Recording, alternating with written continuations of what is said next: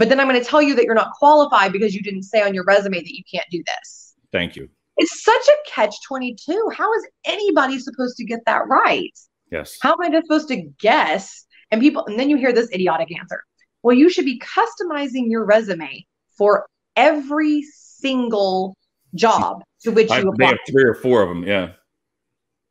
HR people, if you expect that, again, you should not be in HR, and you are probably on some really fun drugs, because there's no way that anyone has the time to do that, or that anybody would even begin to understand, because a lot of job descriptions will say this is our priority, when really this thing 5 lines down is the priority.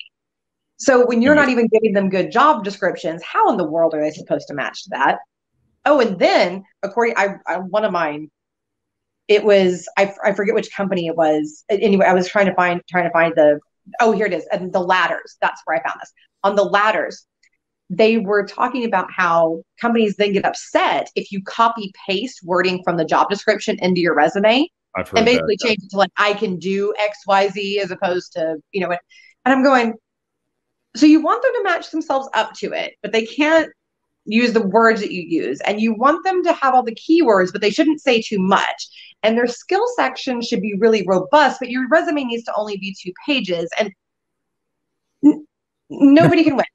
And you don't have it all. Crazy, yeah. I didn't think of it that way.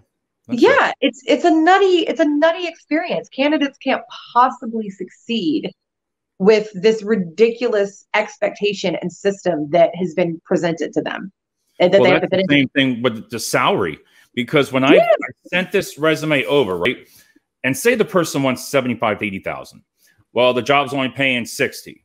Well, that's what they want. So, but as soon as you sent that resume, they were like, no, this is what their salary. No, we can't pay that high. That doesn't mean you have to pay that high, because you don't assume the other person's just saying, because when we went back to the camp, they were saying, no, I will take it. But you just missed out maybe on one candidate that was really good, and you just made sense, which I didn't think about it as the higher up the IT jobs, and that is you don't have 1 or 2 words on there.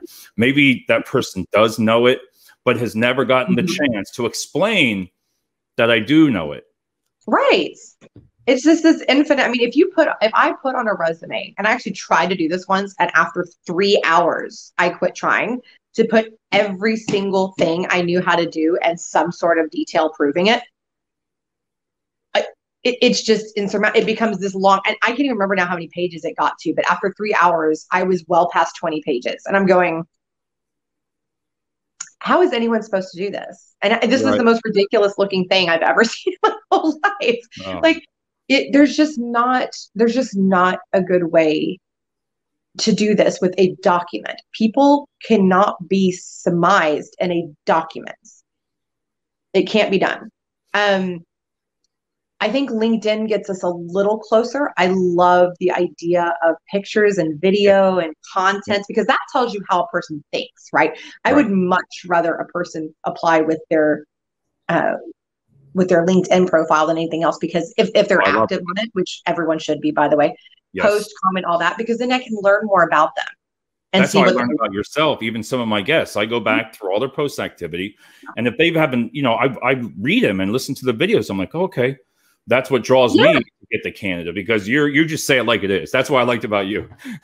You're honest. You're honest. Isn't that great? Because I like to be honest, and that's what drew me towards when you were talking about what you want.